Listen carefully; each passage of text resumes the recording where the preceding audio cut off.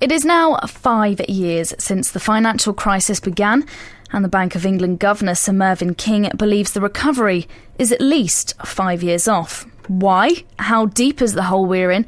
And why are the solutions proving so futile?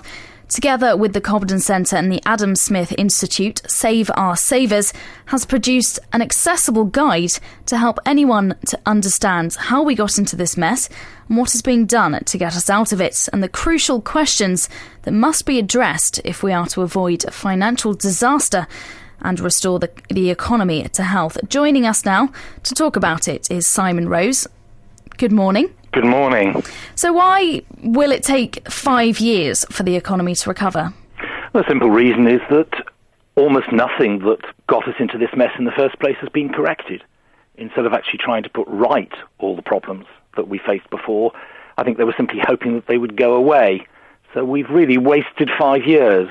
They've effectively opted for pain relief rather than cure. So we've seen that this morning. You may have seen, I'm not sure, but the inflation has suddenly surged up again, with CPI going up from 2.2 to 2.7% and RPI up to 3.2% and heading skywards again. So what is the plan for the next 5 years? From the government's point of view, a very interesting question. I mean, in theory, the idea was to tackle the extraordinary debt that we face as a nation. The problem is that the recession has been deeper and longer than they expected, and as a result, although they have this perception that they're getting debt down, they really aren't. This government is expected to borrow about £500 billion more over the life of this Parliament than the previous one did over 13 years. So, because all the problem really are down to our addiction to debt, both government debt and household debt and corporate debt and financial sector debt.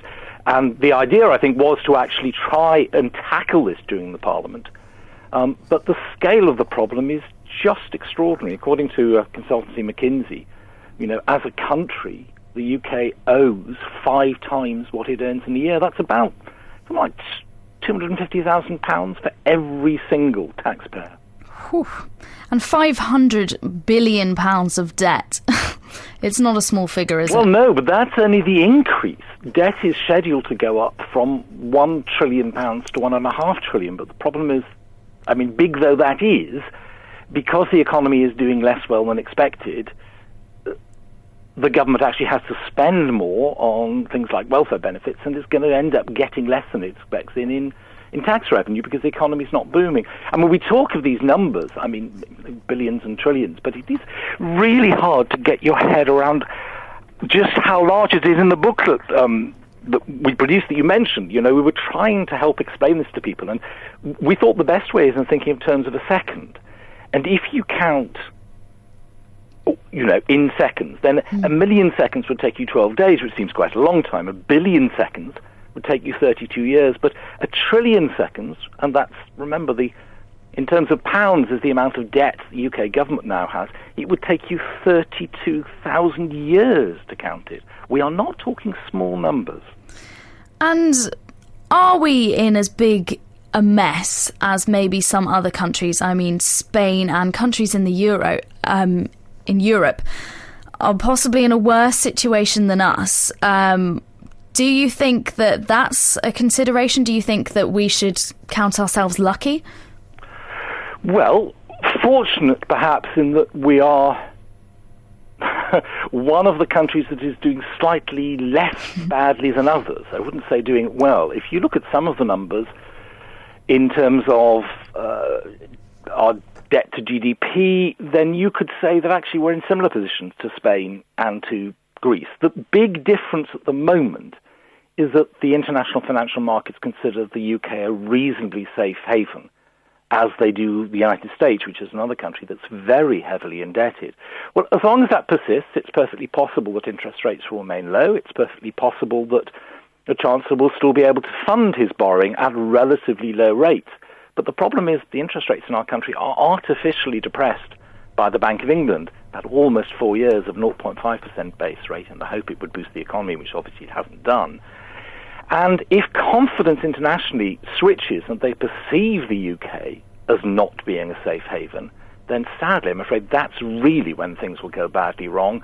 It will be revealed just how badly off we are. Interest rates will soar, and that really is the most appalling scenario to think of. But sadly, it is going to happen. You can't keep interest rates artificially depressed forever. Eventually they will rise, and we'd much rather the Bank of England started thinking about the possibility of getting them rise, and even saying they may have to rise at some stage. At the moment, there's this ludicrous conviction that they will just simply stay low because the Bank of England orders them to. So this is going to have an effect on everyone on the street, isn't it?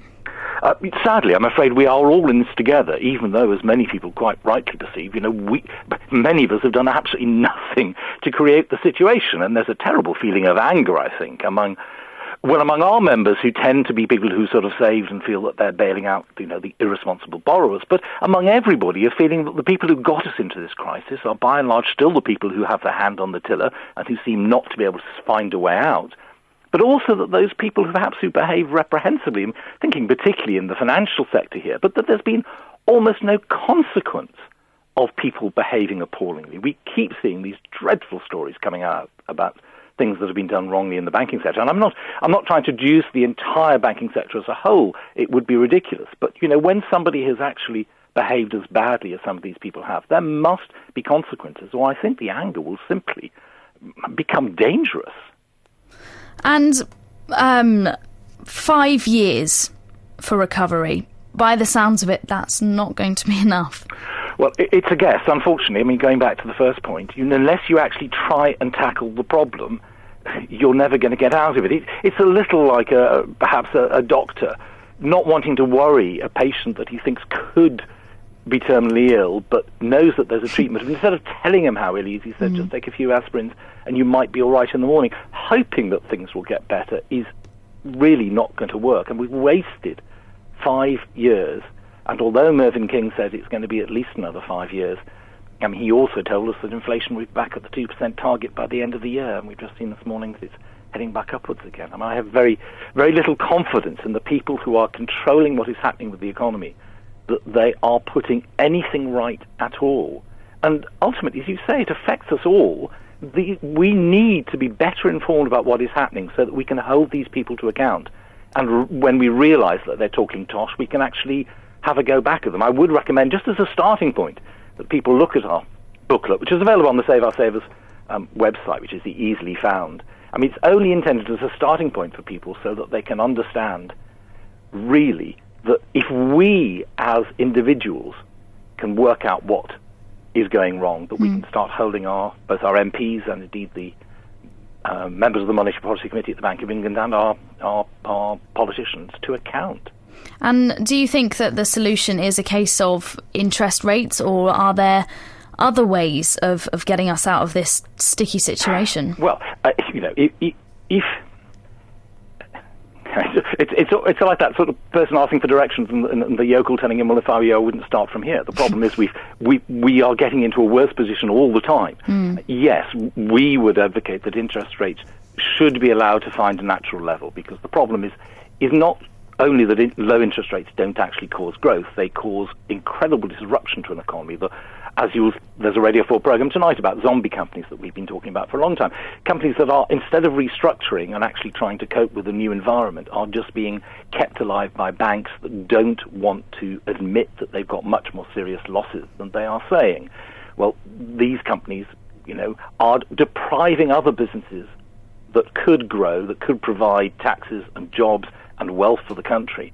They're being denied this by these zombie businesses. It's another aspect of low interest rates. So ultimately, we have to tackle the debt, which is horrible to do because we are so heavily indebted, and we have to see interest rates rise eventually. But failing to admit that we've got the problem is not the way to solve it, unfortunately. I'm afraid I think too many politicians and our Chancellor and the members of the Bank of England are like ostriches with their most exposed part of their anatomy, I'm afraid, towards the rest of us. So remind us how we can get our hands on this guide and be slightly more informed and be able to put our points and our opinions to our politicians. Of course, it's called What's Wrong with the Economy, a layman's guide to understanding why we're in such a mess. And if you simply go to the Save Our Savers website, which is saveoursavers.co.uk. You will find it there, and come and join us on Twitter and join the conversation. We just want as many people as possible to be empowered. It isn't really difficult to understand what's going on in the economy. They may try and make it obscure. One of the reasons we did this was because we were discovering that even the Prime Minister, Deputy Prime Minister, and on occasion the Chancellor were getting confused between the debt and the deficit, which doesn't exactly inspire confidence. But you won't be confused once you've read this. Very good. Thank you very much, Simon Rose.